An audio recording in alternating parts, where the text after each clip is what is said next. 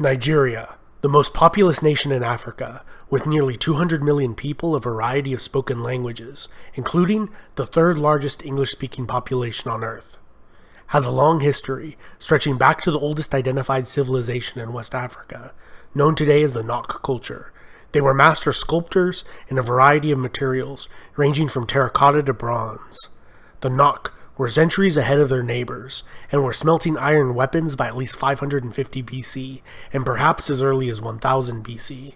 This enabled the Nok to hold influence over an area northeast of the Niger River, as large as modern-day France. Although little is known about the Nok, their trade routes exporting bronze and gold reached all the way to Western Europe. Unfortunately, since the 1970s, there has been a large amount of looting of Nok sites. In the 1990s, some crews employed over 1,000 diggers each day, with Nok sculpture showing up in Europe, the US, and Japan. The Nok disappeared as mysteriously as they arrived. However, their knowledge in sophisticated metallurgy and mining techniques would be passed down to successor civilizations. The powerful Yoruba city of Ife would perfect casting techniques, creating realistic portraits of their nobles and leaders that have survived till today. The sophisticated level of realism captured in metal, not seen since the classical world, would not be matched elsewhere until the Italian Renaissance. Ife was ruled by Oni, a line of divine kings said to be descended from a god. The last prince of the Yoruba city of Ife would found the Oyo kingdom that reached its height around 1400 and maintained long-distance trading routes, protected by the kingdom's formidable cavalry force. To the southwest, the Edo people of the Empire of Benin would also learn metallurgy techniques from the Ife, and constructed one of the most impressive feats of engineering and the largest earthenware structure ever erected, the Walls of Benin, which enclosed an area of over 2,500 square miles. In all, over 9,000 miles of walls comprise this megastructure. Combined with their formidable military, it is no wonder why the Kingdom of Benin was incredibly stable and prosperous over such a long period of time. To the north of Edo, according to legend, was a kingdom ruled over by a line of female queens, one of whom married an adventuring hero from Baghdad in modern-day Iraq.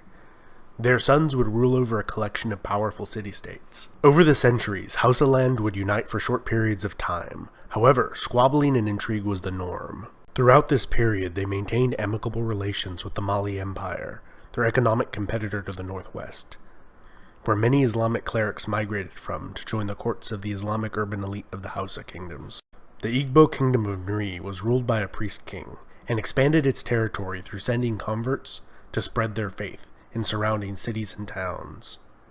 The kingdom reached its furthest extent between 11 and 1400. Encroached upon by the rise of Benin, and later the Atlantic slave trade, it appears to have maintained its authority well into the 16th century, and remnants of the religious hierarchy persisted until the establishment of colonial Nigeria. Jukun and Igala were two other formidable kingdoms that arose in the 14th century, and by the 16th, Igala was waging war on the Kingdom of Benin, challenging their long-time supremacy in commercial trade in the region, and with the arrival of the Portuguese, became involved in the inception of the transatlantic slave trade. From the 1500s through 1800s, many of the kingdoms in this region became extremely wealthy through the trade in precious metals and slaves.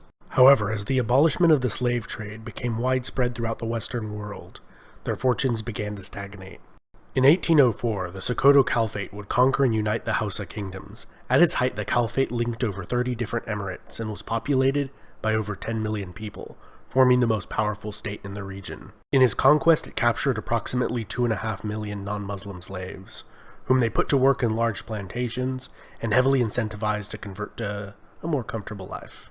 In 1851, under the pretext of ending the slave trade in the Kingdom of Lagos, the British bombarded the city and installed a ruler they favored.